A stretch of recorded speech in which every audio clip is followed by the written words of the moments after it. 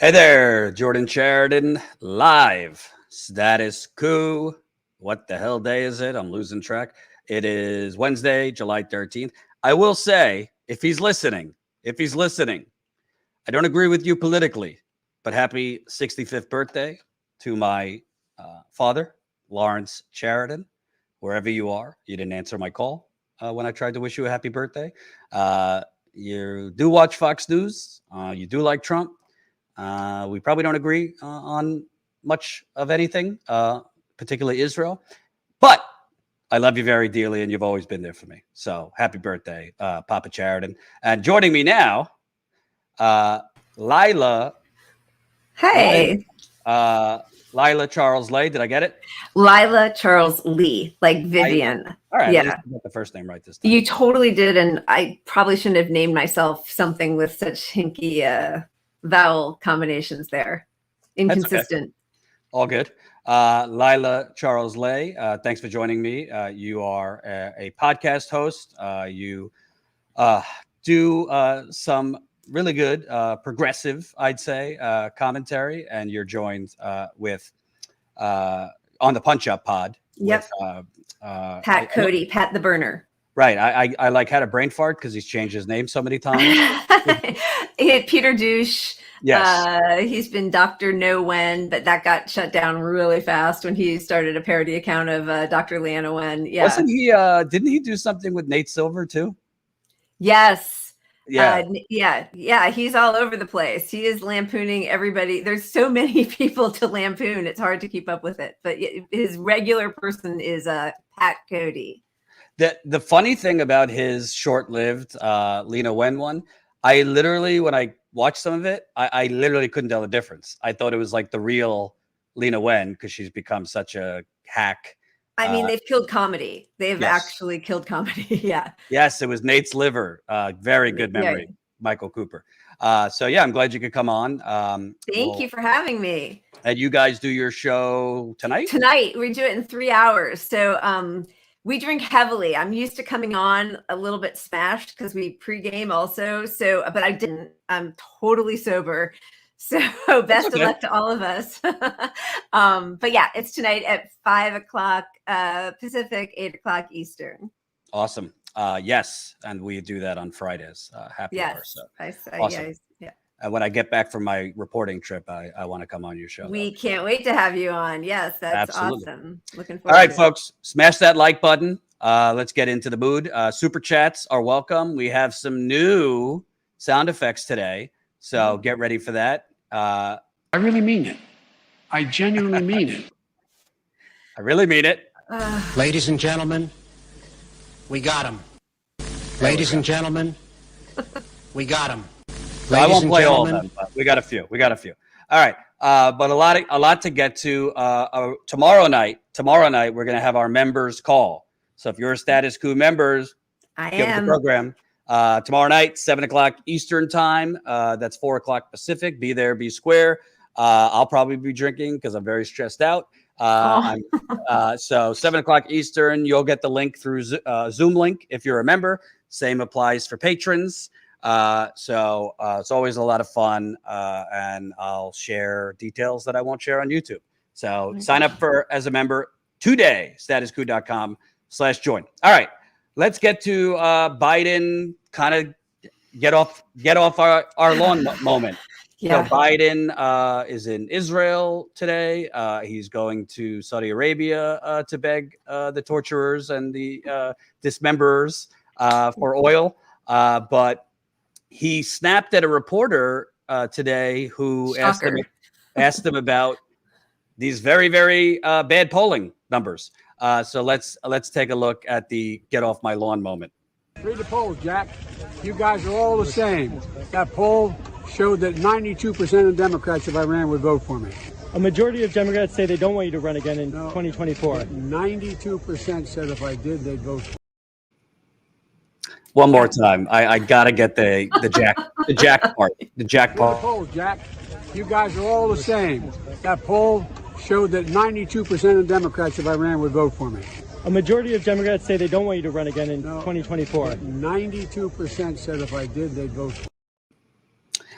Colin, That's a soundbite we need going forward. The Jack part. I like that. So I got some thoughts, but what are your thoughts? The poll he's referring to showed that 64% of Democratic voters said they would prefer a new candidate in 2024 from the New York Times, Siena right. College. Only 33% approve for his approval rating. And if you look inside the numbers, among fellow Democrats, his approval rating stands at 70%, a relatively low figure for a president, especially heading into the midterms. And only 26% of Democratic voters said the party should renominate him. So what he's talking about is if it was him versus Trump, Right. 92% said they would vote for him, but he's kind of leaving out He's the details. underwater. Yeah. And I think that 94% actually continues to hold for people under 30 who don't want him to run, which is catastrophic if you are at all concerned with building a movement or a party or having it continue. But boy, that really just feels like those or the beginning of the primaries, right? Where he just couldn't control himself and was quick to anger and shoving his finger in. And they've really kind of hidden him in the basement. And every once in a while, when they let him out, he either can't finish a sentence or becomes that kind of, it's why we have blue MAGA. I mean, there's a reason that people feel that way. That's a very Trumpian vibe that he's giving off there, that cantankerous. Yep. And by the way, separate from, everybody's got their theory. I'm not a doctor, so I'm not going to say anything. But what I will say, when you get older, you get cranky. And he's old. This is a president who has done the least amount of interviews with the media in modern history. He's done the least amount of press conferences. That's not by coincidence. I mean, they're very strategic about when they put him forward, how much they put him forward. And you just brought up the point. He didn't really have to traditionally campaign. He did very little actual exerting energy. So in a traditional campaign, I mean, let's not get into COVID is out of control again, but they're acting like it's not. But in a traditional campaign where you kind of have to go out there, you're probably going to see a lot more moments like that. But it's amazing to me. You see him. That was the most animated in terms of fighting mode that I've seen him. Roe v. Wade, nothing. Not Build Back Better crashes. No vitriol for Manchin or the people they're pretending are standing in the way. But boy, if you come at him about his popularity, that's where it's really going to get him fired up. It's crazy. It's crazy. And honestly, another poll, this was July 1st, 71% don't want him to run for re-election. Yep. And then this is kind of like Axios had this piece, which I thought was interesting. But according to the New York Times Siena poll, Democrats are becoming the party of upscale voters concerned more about issues like gun control and abortion rights. Republicans are quietly building a multiracial coalition of working class voters with inflation as an accelerant. House Republican boasts this year's class of new candidates is the most diverse in history. I don't know about that multiracial coalition. They're doing a little better, particularly among Latinos. But how pathetic is it that people who give tax cuts to wealthy people, who deregulate for wealthy people, DeSantis, the free state of Florida, has given like $640 million in tax breaks to donors. His populist thing is taking it to Disney, I guess. How pathetic it is that literally there is no opposition party. So people are being funneled into a QAnon, January 6th, let's have bounty hunters to handle abortion. That's what the original Texas law was. Right.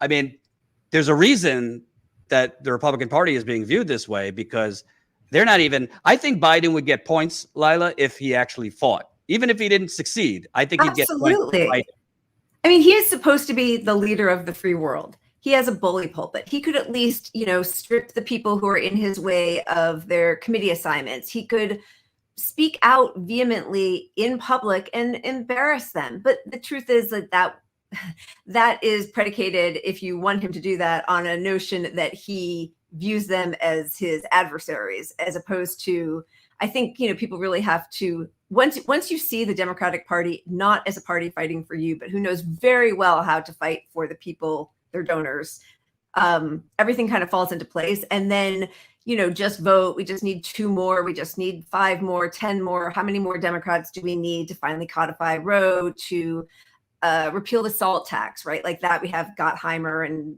another, there's always going to be some conservative Democrat who's in the way, and we just need to vote for 1 or 2 more. And once you realize that that's, I'll just kind of, what do they call it? Kayfabe, the pro wrestling BS. It just, but what you're saying is right, because obviously the Republicans are not the party of the working class, but the fact that we're losing people to them and they're, Michigas, it's really, it's a sad state of affairs. We do not have an opposition party. No, we have. But I have to say we're capitalist, and that's just the way it is. But I have to say we're capitalist. God, I love it. And that's just the way. Come on, man. Come on, man. Sorry. Oh, you have so much audio that's making me vomit in my mouth. All of those people's voices. Crazy. And by the way, let me know in the audience, you like the new sound effects? We paid a pretty penny to upgrade our system here. So we're going to be adding new sound effects as we go. And what's amazing, and smash the like button. We got 270 watching. Let's get more. What's really incredible to me about it also is you keep hearing the same thing. And I read this the other day, that they don't want to do anything by executive order because they think it will be struck down in the courts. It'll be right. It'll just be stymied in the courts. He doesn't want to put things on, open up abortion clinics on federal lands because they think it would immediately be struck in the courts. Republicans don't think that way. Republicans don't worry about whether it's legal, whether it's constitutional, and then they pretend they're constitutionalists. Right. They just go scorched earth. It really, it gets their base going. It gets their media going. Right. And they worry about the consequence. I mean, DeSantis, right now, he's lawsuits galore over the Don't Say Gay bill, the Stop Woke Act, banning textbooks that have, he doesn't give a shit. He's getting the headlines and he looks like he's fighting. So it's just, you kind of have to start to think that there's something more going on here. And they genuinely, I don't know if the donors don't want it. I personally think they're not touching the filibuster, not because of Manchin and Sinema, because the donors like the filibuster. Absolutely. Because if they show us that they can do it for Roe v. Wade, then they could do it for Medicare for all. They could do it for canceling student debt. Or, there are a million things he could be doing by executive action anyway. And I agree with you. Listen, like bombing other countries, that's what, you're supposed to get congressional approval for new wars, for bombing places. He doesn't do that. So he's not so worried about protocols. Right. So, that all of those excuses always sort of fall flat when you realize, again, Democrats know exactly, or the Democratic establishment, whatever, knows exactly how to fight for the things they want, right? If they fought for Roe v. Wade the way they fought to crush Bernie, we would have it codified. If they wanted Medicare for all, which they pretend they do when they're running because they know it's popular, and then they lie and say, oh, we can't tack too far left because we're going to lose people. And yet every time they're running, they run on, progressive. It's not even progressive. It's just like what the rest of the developed world has, but they know that those are broadly popular across all political spectrum. So they know that. So, there's just so much dishonesty. They know exactly how to fight, and they are fighting. They're fighting for their donors. That's what they're doing. And that is why they don't want the filibuster. Absolutely. It opens up a can of worms. Which is a good segue. I don't know if you've seen this yet, Lila, but we have a real popcorn worthy video ready to go. Even though all these facts are true, remember, folks, this is the most important election of our lifetime, and you better vote accordingly. Colin, who really has outdone himself, let's take a look over the years at each election being the most important of our lifetimes. Okay. This is the most important election of our lifetime. The stakes are high. To be a part of the most important election of our lifetime. In the most important election of a lifetime, where everything that you care about is on the line. This is the single most important election any of you in this room will ever have voted on. And that's why this election could not be more important. This election is the most important election of our lifetime. It's not an exaggeration to suggest that this is the most important election anyone in this room will ever participate in. I can't think of a time in my lifetime when this country has faced a more important election. Now, I know politicians always come out and say this is the most important election. Well, this time we're telling you the truth. This is the most important election in our lifetimes. When we vote in this election, we'll be deciding what kind of country we want to live in. I really believe it's the most important election of our lifetimes because we've never had a clearer choice. There are only now 7 days left in the most important election of our lifetimes. Voice is important, it matters, and this is one of the most important elections of our lifetime. Hyperbole. This election is bigger than politics. This is the most important election you have ever voted in, no matter how old or young you are. The real reason I came down to Miami, because this Tuesday might be the most important election of our lifetimes.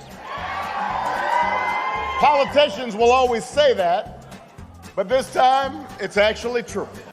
This is a national emergency of our moral values. That's why this is the most important election of our lifetime. This is a moral reckoning as much as anything. This is clearly the most important election in the modern history of this country. And Joe Biden, you have a human being who is empathetic. 3 days until the most important election of our lifetimes. And that includes mine, which was pretty important. This Tuesday, everything is on the line. I believe this is the most important, and this is not rhetoric. I truly believe this is the most important election in our lifetime. It's the most important election in our lifetime, not because I'm running. This is the most important election of our lifetime. I can't do the insurance reform stuff. We took a long time to do our bill. I can't dictate this stuff. But I can't do that by myself. We don't have the assurances. One of the lessons I've learned in my first 4 years is that you can't change Washington from the inside. Wow, that was quite an admission at the end there, huh? Or shall we say? Not a joke. Not a joke. Not a joke. I mean, kudos to Colin. That should be going viral. Fuck YouTube. That should be going viral, but unfortunately, YouTube likes to hide us, as I'm sure you know your channel. Yeah. But we're gonna have to clip that and show it again tonight because boy, that's really revealing, isn't it? Seriously. And I think also the truth is, like, it is an important election. Things are going to get worse. Yeah. Listen, on COVID, I don't know the difference because Biden has basically chosen to do what Trump did, but at least in the beginning, Trump did something. Mm-hmm. So COVID, it's already worse. I mean, I can't say it's going to get worse with Republicans because the Democrats have decided let's move on. And if people get long-term disabled or worse, so be it. But, as far as women's rights, trans rights, LGBTQ rights, what they're going to do, of course, is what they've always done. They're going to come in and say, oh, we need a major tax cut. Right. And, they're going to do a tax cut for their donors. Yeah. So it could get worse. But at the end of the day, like, I don't tell people how to vote, but I will say I don't blame anyone if they sit it out or vote third party or whatever. Yeah, I mean, I agree. I think, the Pied Piper strategy is really effective. It works because a lot of people who can't stand Democrats will still look, and I understand it, at, like I'd rather live in California than Florida. Even though, we have a super majority here and they keep talking about single payer and then they never let it come to a floor, right? Like there's lots that we have, I think, more homeless people probably in the state. The income inequality, the gap is enormous in this progressive blue state. But, if it's either the Pied Piper strategy and it's always going to be worse, or it's a real it was revealing that whatever strategy the Democrats have been using for the last 30 years that they've been saying it's the most important election, they don't accomplish enough in their time and power to somehow put this country on the right course. So they're either completely ineffective, which again, I think they're effective. I just think that we have to change the parameters of what we think they're trying to affect, what change they're actually working for. Right. And let me ask you before we move on to the next topic. You know, I just did a call in before this, and I said, you know what? Honestly, things could change, but let's say it is Biden first Trump, because I mean, let's face it. Yeah. No banker went to jail. No oil executives have gone to jail. Do I really right. think Trump's going to be prosecuted? It looks like there's evidence that he, at the least, has obstructed justice, Yes. tampering with witnesses in these January 6 hearings. But do I think he's going to be prosecuted? Well, when they retroactively, jailed Jamie Dimon of Bank of America, maybe. Right. But I don't know if it's Biden first Trump. I don't think it's likely, but I think a third party candidate, if he or she got ballot access, could at least compete. Maybe get that 20% that Ross Perot got back in the day, maybe more. What do you think about that? Because Hillary and Trump were the most unpopular candidates historically. Trump would still be historically unpopular, and Biden might be right there with him. Yeah, I think he would be. I mean, well, we see what the Democrats do to get Green Party and third party voters off ballot. So, I know a lot of people talk about why doesn't somebody just run third party, and that would be a big solution. I think it's still a big mountain to climb. You're still dealing with the corporate media, who's not going to show your whole candidacy. You still are dealing with the parties who are really invested in just keeping it a duopoly. That said, and I know people have been floating Bernie, and he's, it's so sad to see him. I adore Bernie. I'm still one of the diehards. I love him. I love him for waking us up. I wish he had fought harder. I don't think that the whole country's demise can be placed just on the shoulders of this 80-year-old man who I think has done more to wake up many of us than any other politician in my lifetime. However, if he did run third party and took a young person with him, I think that could possibly set us off on a different path, which would be really positive. But if people keep saying, if everybody in the Democratic Party keeps saying they're not going to primary Joe Biden, well, first of all, I think that's a complete abdication of their duty as so-called progressives, right? But also it's a real waste of an opportunity, because Bernie could go out like a hero. He could run with, and again, I have lots of issue with many of the progressives, but it would give it some weight if he ran third party. Right. Or anybody. Well, you're right. Anybody. Yeah. I mean, tell you the truth, I don't think that's ever going to happen. I think Bernie, from what I've heard, is just very afraid of being Ralph Nadered and that being his legacy. I think Nader is wrongly castigated. I mean, Al Gore didn't win his fucking home state of Tennessee. Nobody ever mentions that. He lost his home state. He also had the election stolen from him by Dick Cheney and the Supreme Court. So and they didn't fight for that either. Right. So I think that, and I agree with you, because I got to tell you something. I always use the caveat. All right, I appreciate Ro Khanna. He's the only one that comes on these shows. But, I mean, Ro Khanna is out there saying, I don't, nobody could beat Biden in a primary. And I actually think it's detrimental to be criticizing Biden right now. I saw that. Then what the fuck are you there for? Yeah. I mean, what are you there for? You, by the way, him and Pramila Jayapal, they stood firm for a while, not voting for that shit sandwich, the bipartisan infrastructure deal, which is just a privatization scheme. Exactly. But then once there was a little bit of heat, they folded like cheap tents, saying, well, I take Biden at his word. Well, how'd that work out? And now you're saying, he shouldn't be primaried. Nobody would beat him in a primary. Show some respect. There was even a true tone policing, civility politics kind of BS, which, I mean, that is massively depressing. That even the leaders of the progressive caucus, well, Pramila Jayapal, I think, has shown she's truly just worthless. Oh, God. Not coming out to, get behind Nina Turner was disgusting. Absolutely. But yeah, I was hoping Ro Khanna would have a little bit more fortitude, because he like a month ago, I think he wrote that editorial or op-ed, right, where he said there are things that Biden can be doing, and he's doing none of them to show some kind of fortitude in the fight for this democracy. Right.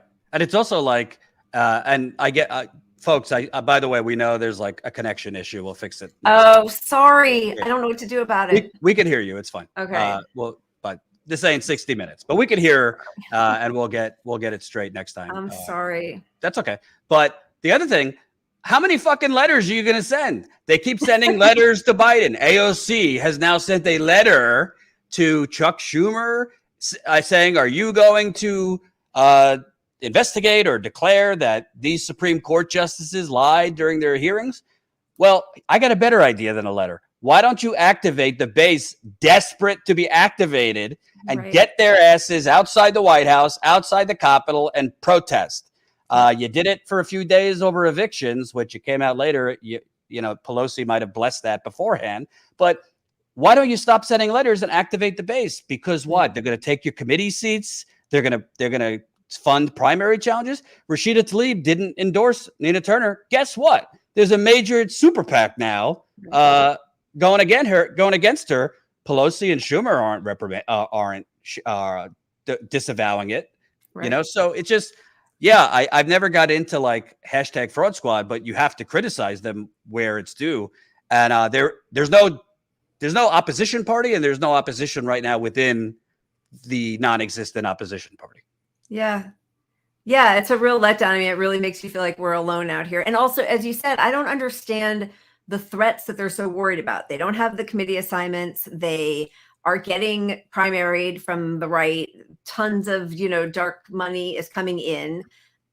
So like, what's the, I mean, there was a quote that AOC had in the Bring Down the House or whatever, that documentary, that was so great, which is, the most powerful politician is somebody who isn't concerned with being more than one-term politician. Of course, if she fought the way she should fight and the way she promised to fight, she would be massively popular over and over again, right? So that's always a contradiction anyway. But like, what did Nancy Pelosi say to her on the floor that day that made her cry?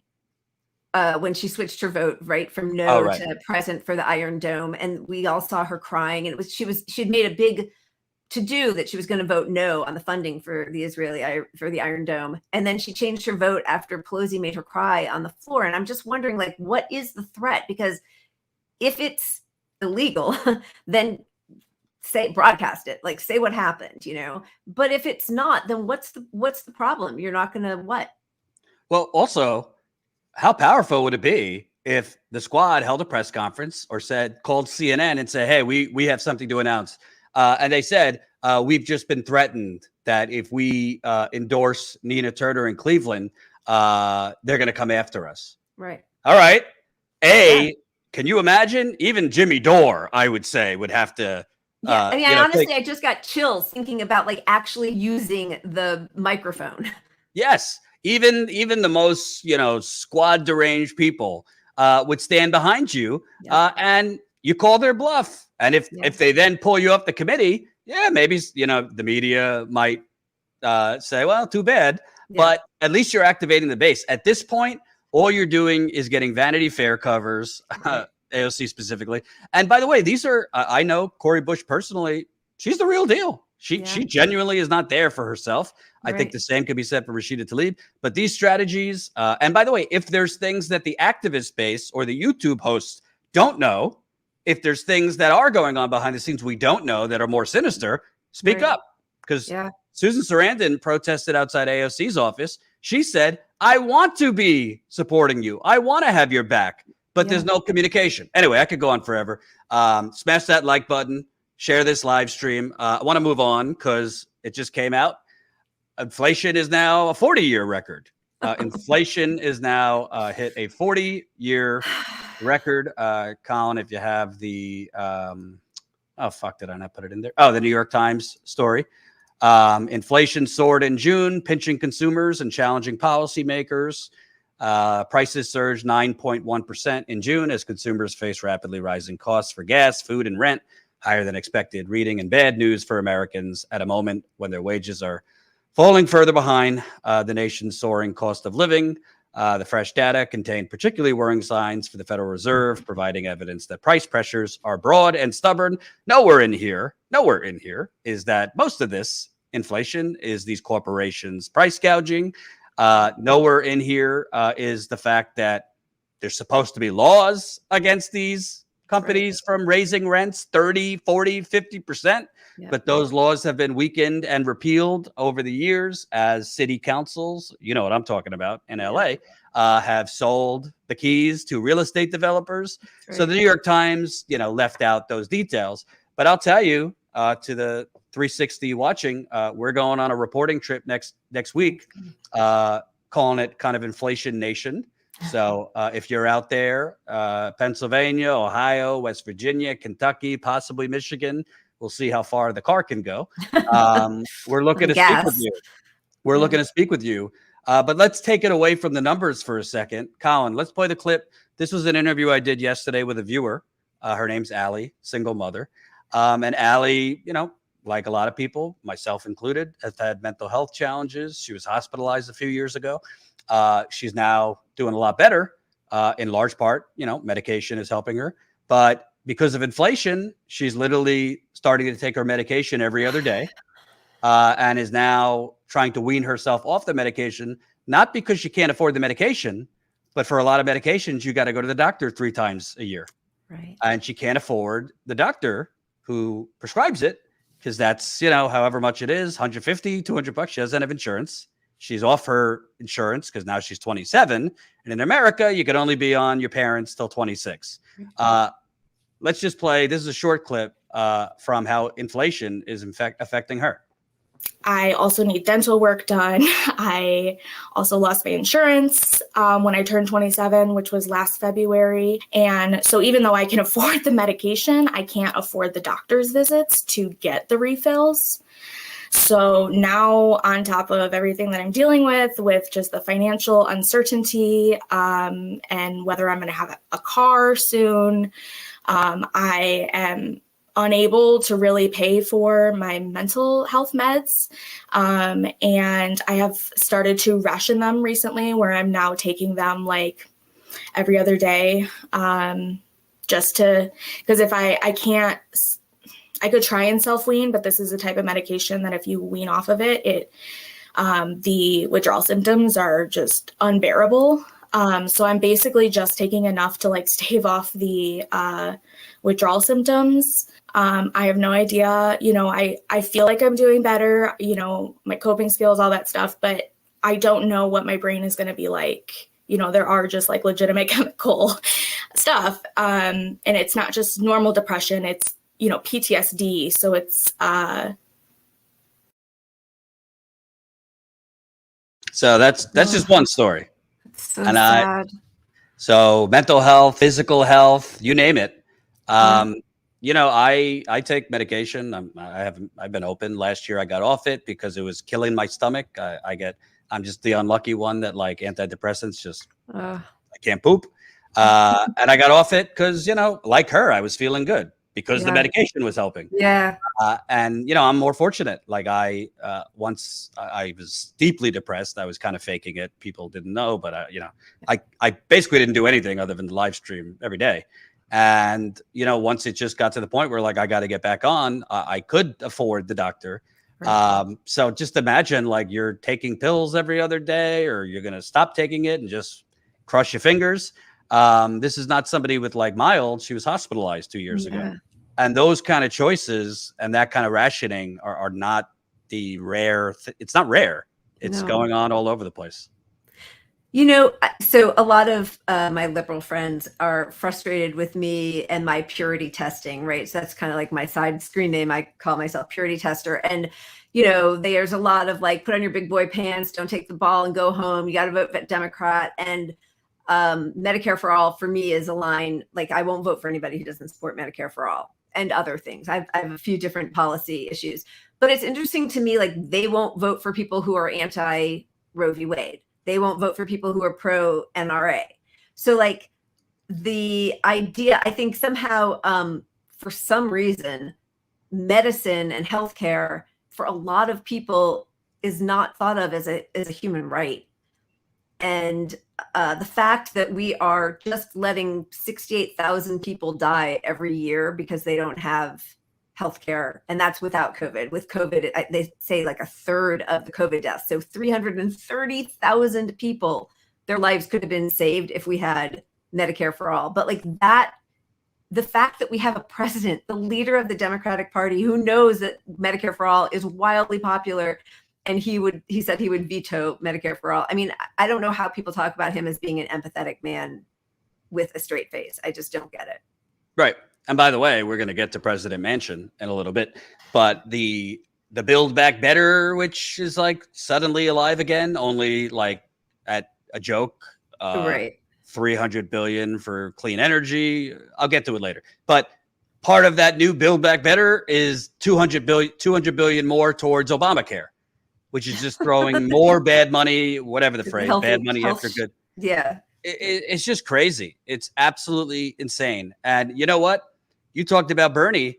I wish I could have gotten in his ear on these debate stages, because I would have turned around and said, you know what's radical, Joe? You're radical. It is. Any country on this earth looks at us as the radicals, that people are living on the streets. That is radical in the wealthiest country on earth. And it's literally people having to ration things because they can't afford it. It is radical to commodify healthcare. Absolutely. And it was not always like this in America, but he wouldn't go there. And he wanted to kind of have his talking points. So it's crazy to me. And to be honest with you, I think, the media doesn't really tell like her stories. They kind of go and kind of artificially, like they'll talk to someone at the gas station and just kind of like, yeah, it's harder, but they're not going in depth on this person's going without her medication, or this person. Or so. And when they do it, they're always blaming somehow the stimulus money that was $1,400 2 years ago. Like that is what made inflation happen. And they never highlight wage theft or corporate greed or any, price gouging. That's not where their through line is, because in the end, I think they just want to tame workers, right? And they have a much more disciplined workforce when workers are desperate and frightened. And I think seeing all of these unions pop up, and, I think form a union was one of the highest searched items on Google last week, and Starbucks and Amazon, I think that terrifies Wall Street. So, yeah. Well, I also think the media certainly won't say this, and obviously Biden won't.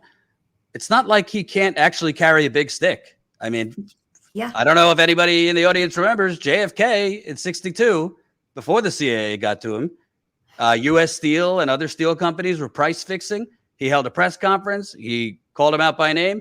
And then he said, I'm taking your contracts, your submarine contracts. And they all fell in line. And the price went down. We give $15 billion a year in subsidies to the fossil fuckers. We give and $10 billion to Amazon when they were busting unions. Right. How much? I don't know the number. We give subsidies to Big Pharma. We give subsidies to Big Wall Street. Subsidies galore. So you could say, you guys are doing incredibly well here by price gouging. We're pulling those subsidies effective tomorrow at just a threat.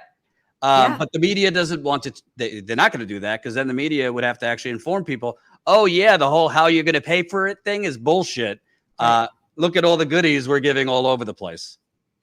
Yeah, and they've done a huge job, a huge push in creating this narrative about the Green Lantern theory that they brought out with Obama, and the Pod Save boys are really big in saying, like, well, what's a president to do? He doesn't have all the powers. He can't. But meanwhile, when they want to, they do exactly what they want. Republicans certainly do.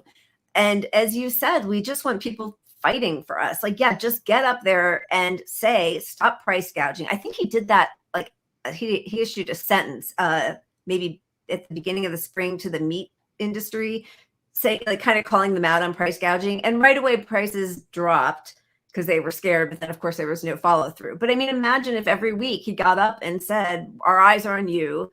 Stop union busting. Stop price gouging.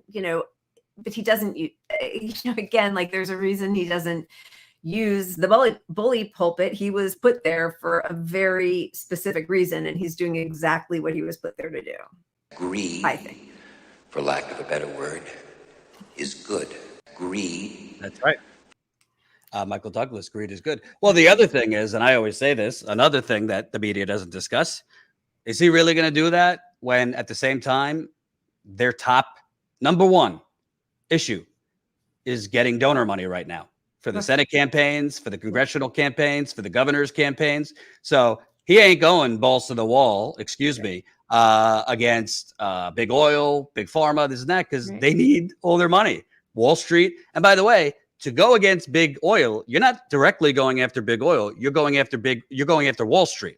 Wall Street is invested in all the pipelines, from Standing Rock to Keystone to you name it. All the banks are invested, private equity. So it's not just the oil companies directly. That's why they don't touch. Or go after these oil companies, because in JFK's day, there was corruption, but money wasn't suffocating the system. The CIA was, and it still is. Which brings us to the next topic, which is President Manchin back at it. And this goes back to our discussion on the squad and, what they should have done.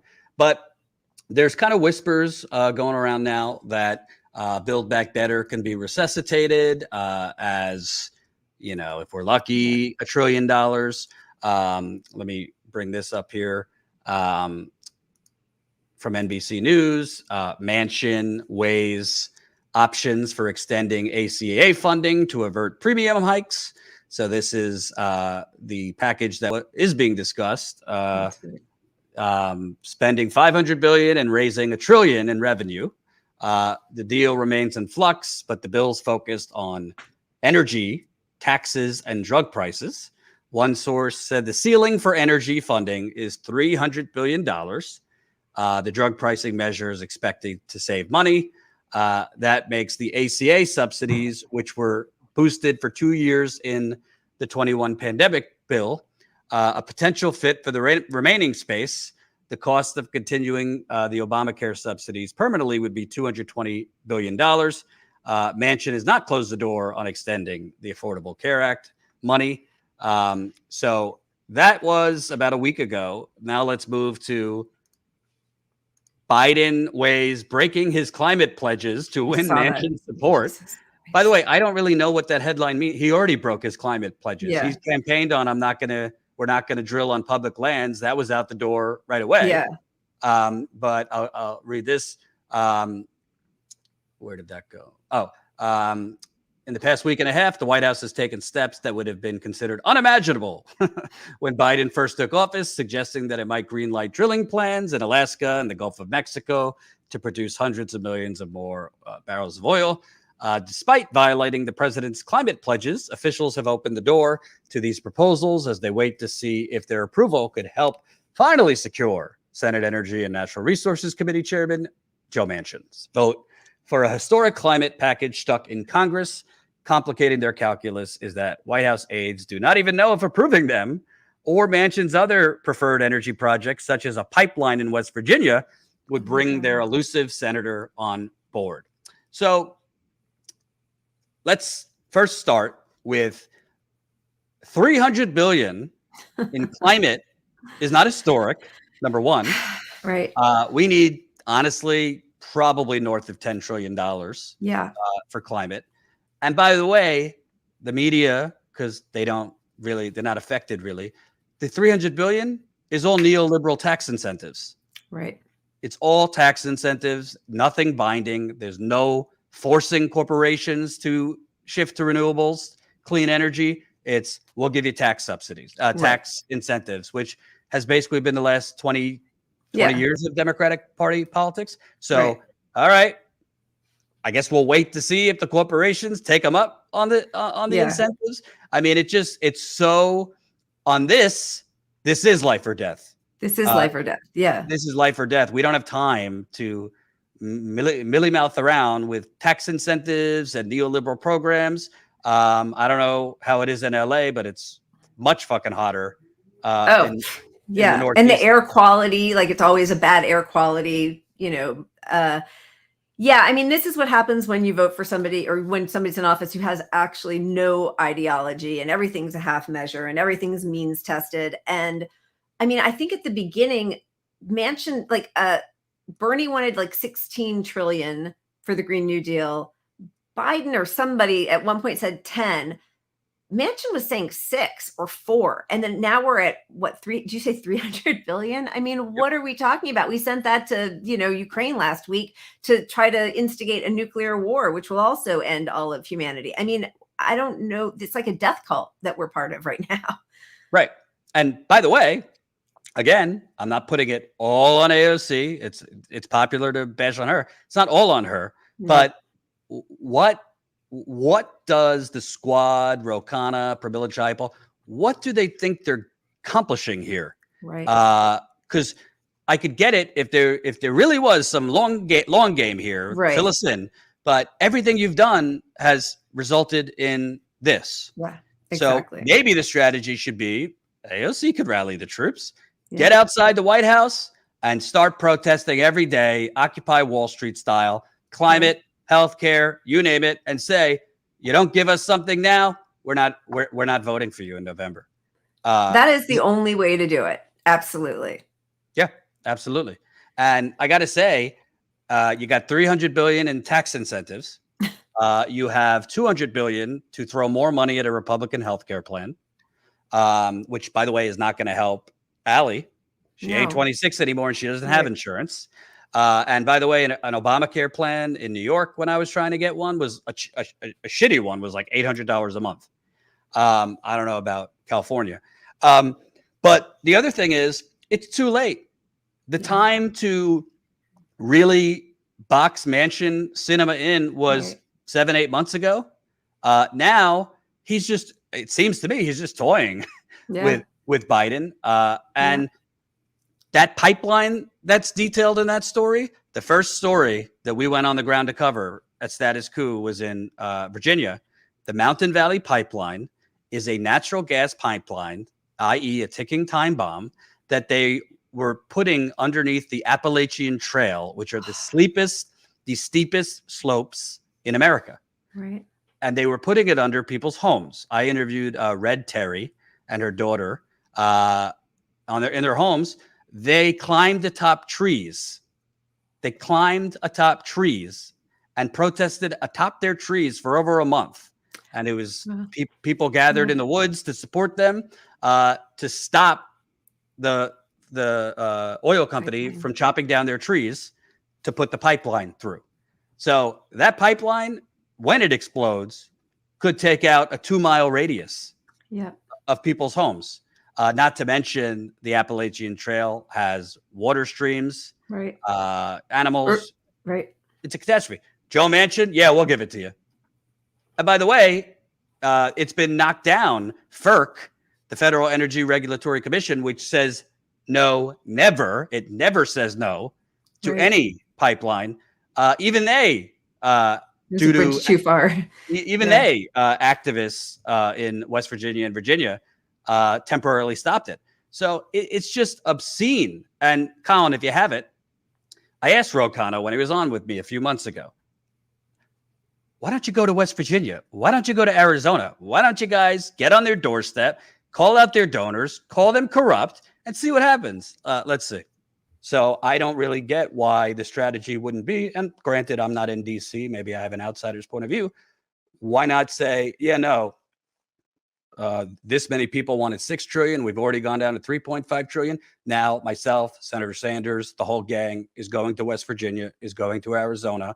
Instead of trying to negotiate with corporatists, go on these people's front doors and put pressure on them. It seems to me Manchin cinema, they never actually have pressure on them because the media kind of slobbers over them as centrists. And the progressives, it doesn't really seem there's any rallying the base. I think that's one thing progressives, I don't agree with progressives who have called you all sellouts and all those things, but it doesn't really seem like you're rallying the troops because they would follow you if they see you fighting. I had called and publicly led 23 House members to say that we ought to overrule the parliamentarian. I don't understand this parliamentarian business. No one knows who she is. I don't understand why we care about what she has to say on these issues. The vice president has the authority and the precedent to overturn that. I led a letter pushing for that. I got pushback saying, why are you taking on the administration so early on? We had a press conference with Reverend Barber and the late Richard Trumka on that. And we did actually push and fight for that to the extent we can in Congress. So that was not something where we just gave a pass and said, oh, okay, who cares on the $15 wage? We organized, we pushed, we've continued to push on that. On foreign policy.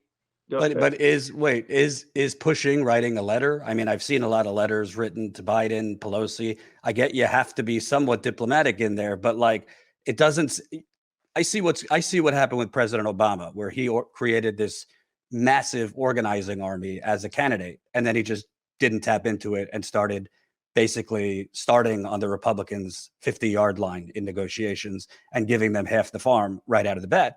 Bernie has a massive army. I think there are tons of progressives who right now feel leaderless. I'm not saying you to go in there, figurative, guns a-blazing, but it just seems to me you're sending letters, making calls for. I mean, there's a lot of progressive organizations that didn't exist 5 years ago.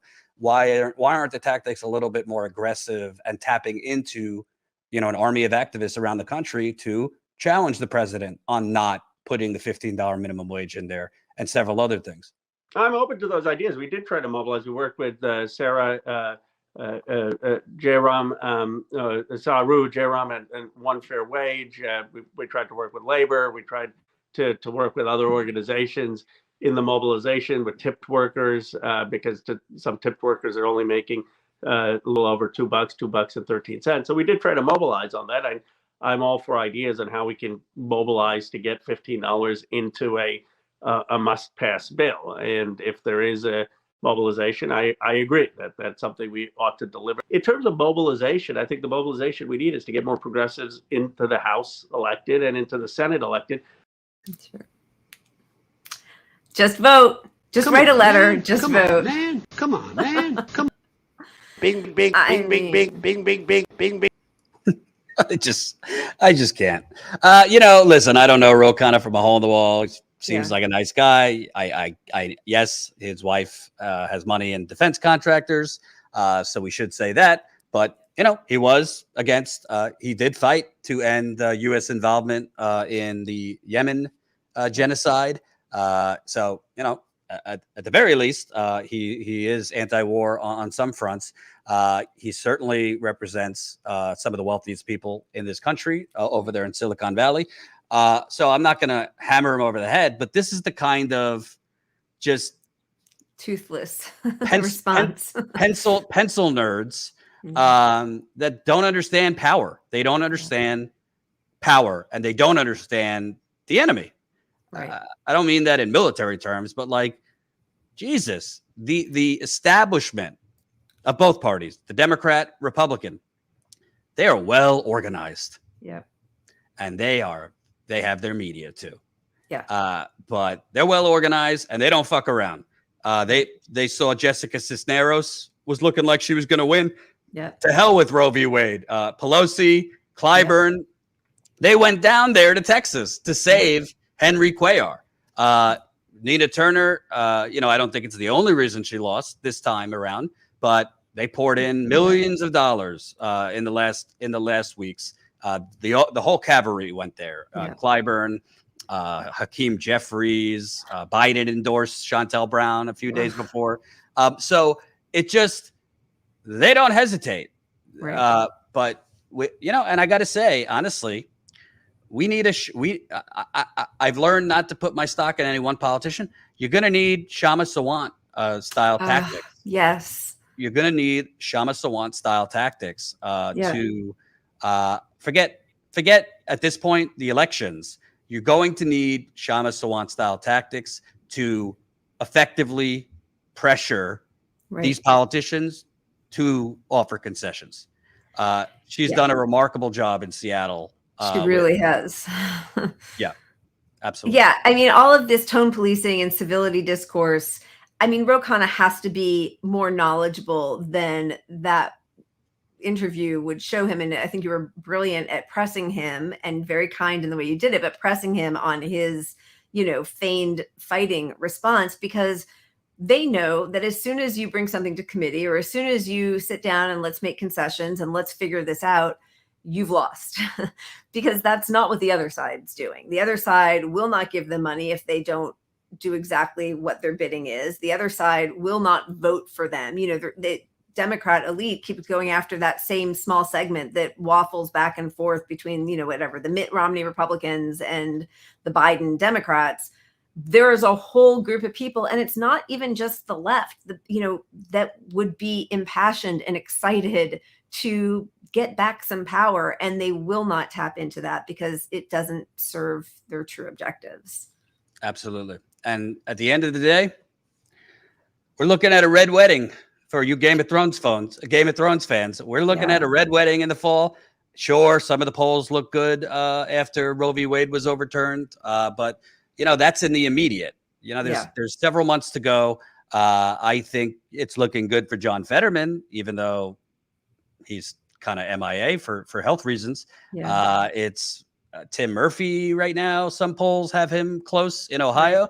But at this point, honestly, even if the Democrats hang on to the House, which I think is very unlikely, if they hang on to the Senate, a little more likely, Republicans are going to have control of the House. And what we're going to have is a year and a half of impeachment hearings for Hunter Biden.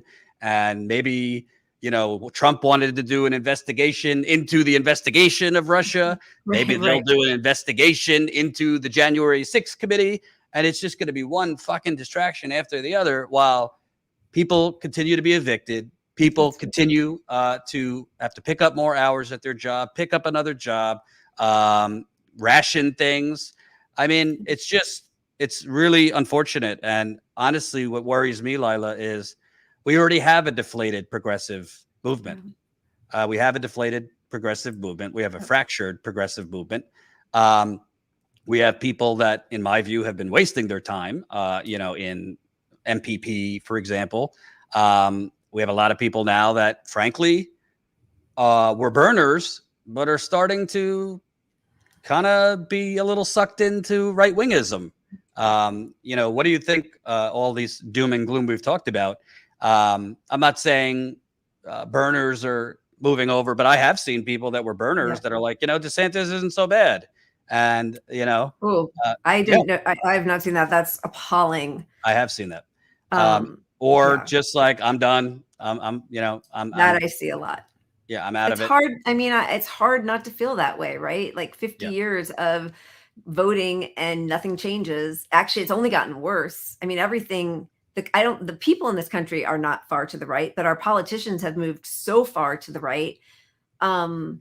It's devastating. I understand why people want to tune out, not vote, not send money. I mean, I stopped sending money to politicians, and I had a list of probably 20 that I was sending monthly to up until 2020, up through, and after Bernie dropped out. It just, and then you see that your money is being sent to conservative Democrats who are fighting against the very policies that you were sending money to AOC to fight for. I mean, it is hard not to feel discouraged. And yet, at the end of the day, we need a target there, right? So at some point, your activism has to affect somebody in power, some representative. And I don't know. I can't tell people to vote for corruption because I won't do it ever again. I did it for Hillary in 2016 and I felt dirty after that. So I just can't do it. I would never blame somebody for their vote or shame them. I understand there's so many different, it's our one piece of power that anybody feels powerful for. So I wrote in Bernie in 2020 and I felt like, okay, I've been depressed for all these months since he dropped out. It was my one moment of like joy. Right. And let's get a little California flavor here. What the hell's going on with Gavin Newsom? Gavin Newsom, all of a sudden, he's making insulin in California. And they just did something where if you're a gun violence victim, the families can sue the gun manufacturers. And tomorrow he's going to come out and maybe declare, healthcare free. Like, it seems obviously he had a recall election. I don't know if that worried him a little bit, but is he angling like if Biden doesn't run, is he angling like what's going on there? I think so. Absolutely. I do think he's angling for that. I don't think that he'll primary Biden, which would show him to be a true progressive if he tried to do that. But again, we all know that he, all for single payer until he actually becomes governor, and then somehow it never winds up on his desk or gets a floor vote, or, so I think there's a lot of, shuffling, what's it, like 3-card Monty kind of stuff going on. And he likes to talk a big game. I appreciate even just the talk because it's better than DeSantis's talk. And as you said, some of the things, like I think there is, I know, like it's kind of fuzzy language, but access to healthcare for even people who are here without visas or illegally if they don't have the finances. I mean, I think he is trying to straddle a line, but I don't think he'll ever really speak out or up in the way that's necessary. Right. So basically we're fucked all around. Sorry. Were you looking to me for some positive energy? No, we keep it real. We keep it real. Tell people tonight. Yes. They can watch your podcast. Tell them where it is, what it's called, and what they can expect. Well, first of all, thank you for having me on. I love your show. I watch you all the time. I so appreciate your journalism. And so does Pat. I mean, you are, one of our heroes, reporting heroes. So thank you. We are Punch Up Pod, and we are on YouTube. You can follow us on Twitter. I am Lila Charles Lee at Lila C. Lee is mine, and Punch Up Pod, and Pat Cody, Pat the Burner. And we, go through the topics of the week, and we drink and do shots and try to have find some fun in the middle of all this stuff that is really fairly devastating. But we want to also, remember the reason that we are all so devastated is because we want better things for all of us. And we want to be able to hang out and enjoy each other and not be worried about our second job or healthcare or the environment or World War III. So, just time to get together with friends and hang. Well, it looks like I'm going to have you and Pat on the happy hour and haters here on Fridays. Yeah. Which my wife doesn't like because I snore when I drink, apparently. But the answer to that is just to work through it. Drink every day, and eventually you'll just kind of she'll either get used to it or or earplugs, as I've told her, but apparently not. Let me read some super. Oh, by the way, reminder, folks, if you came late, I ain't fucking around. We're hitting the road. Whether we have anyone to talk to or not, starting Monday, we're hitting the road for Inflation Nation. So if you have a story, big or small, that's compelling, you're having to ration certain things. You have to get another job. You're facing eviction. You're being priced out of your community. High costs affecting, your mental health, marriage, whatever it is. We want to talk to you. So definitely. Reach out to us, info@statuscoup.com.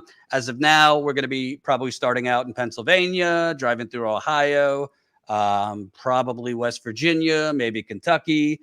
To the people that get triggered, I will be wearing a mask because there's a pandemic still. There's a pandemic. I will be wearing a mask. BA.5 is a very contagious variant right now. My wife is immunocompromised, so obviously I don't want to get it, but more, I do not want to bring it back to her. So if you got a problem with somebody wearing a mask, go fuck yourself. I don't care. And it's kind of weird to me, this whole, why are you wearing a mask? Like, what's it to you? Listen to the content. Pay attention to what we're covering. Can I just say something really quickly for your viewers? Because I don't know. My husband's directing a movie right now. And what happens when you have a union that actually cares about its people, and when SAG, Screen Actors Guild, and a production that doesn't want to lose money on shutting down for people getting sick? Everybody's masked. Everyone's tested 9 times a week, 5 times rapid test and 4 times PCR tests. They take it seriously. That is what they do because everybody knows there is still a pandemic. So when they care, they take it very seriously. They wear masks. You're not allowed on that set unless you have tested PCR. Then you test again when you pull up to the lot. I mean, they take it seriously. So it is appalling especially I will say the squad and Bernie not calling out this government, this administration for ushering us towards mass infection and death along with Trump is really grotesque. Sorry. And not to get too personal. I mean, people don't know this, but like when I'm on the road, when I get back, I go elsewhere for we're sleeping in separate bedrooms now. I go elsewhere for at least 4 or 5 extra days until I get a negative test because I don't want to go home. I'm not going to get it. My wife has a immuno issue, so people don't realize like I'm not just gone for like a week and a half on the road. Then I'm gone for another 5 or 6 days just to be safe. And for those of you that say, oh, it's a cold, get over it. Go call Johns Hopkins University right now and their long COVID unit. You want to know how long it is to get in there? A year. A couple months ago, it was 9 months. Now it's a year because they have an overflow of patients with long COVID. Okay. Hey, if you think it's good to get infected with something 3 to 4 times a year that is different strands each time, enjoy it. Enjoy your future because it will probably be, if there's just random luck in life. There's people that get it a few times and nothing happens, and there's people that get it once and are disabled. But I don't think people would think it's good to get the flu 3 times a year. No. So anyway, let me read some super chats.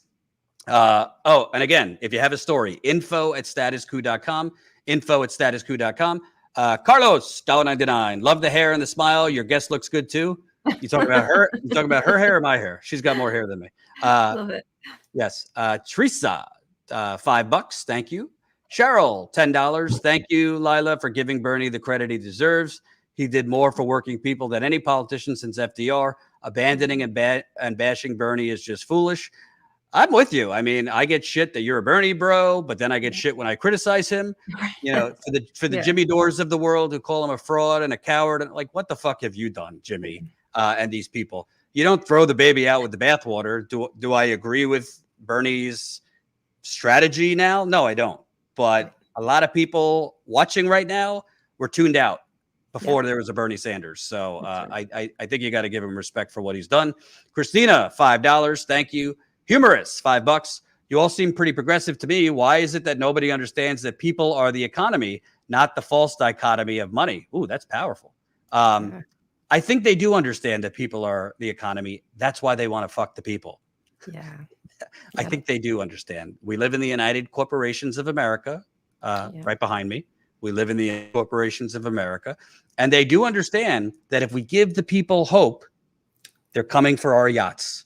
Yeah. If we give the people more than crumbs, that's part of the gateway drug. Yes. Humorous, another $5. My pleasure. I wish I could get 100 million more people to give you $5 because that's what a station like this needs. Well, if you could get, we got 360 watching. If we could get whoever's not paying $5 a month for Status Coup to sign up as a member, hint, hint, our members call is tomorrow night on Zoom. Membership gets you access. Oh, I hate the word access. Membership gets you to the members call on Zoom, which is a lot of fun. You don't have to be on camera. You could just listen if you want. I take your questions, comments, complaints. We usually go about an hour and a half, 2 hours. It's at 7 o'clock Eastern tomorrow night. If you're a member, a patron, you'll get the Zoom link via email. We have a Discord channel and behind the scenes videos when we're on the road. And most importantly, supporting actual on the ground journalism, which there's not a lot of. So thank you. And you could sign up as low as $5 a day. That's 16 cents a day. Of course, tough times. So if you can't sign up and you can't contribute financially, you certainly could press that like button, share the live streams. Most importantly, spread the word. YouTube is a dead zone for getting this kind of content out there. They only elevate like right-wing fascism or YouTubers fighting with each other or hot takes, not necessarily like real reporting. So please spread the word. Tell people to check us out. Tony, $5. Hey guys, Lila, you're looking lovely. I love complimenting the guest now because it makes Jordan jealous. Just kidding. I wish you all well. Well, she's also very smart and very, very well spoken. So Humorous, $5. I think Jordan is hot and intelligent and informative, the perfect mate. I hope my wife's not watching. Thank you, Humorous. Humorous, $5. Since it costs more than $1.05 to actually make a dollar bill, what makes anyone think that money is real in the first place? Now you're talking Steve Grumbine's language over at his Steve Grumbine's show, by the way, is now Sundays at 2:00. We didn't demote him. We just think it will do better on the weekend. So Sundays, 2:00 Eastern, is let's get ready to grumble. Humorous, $10.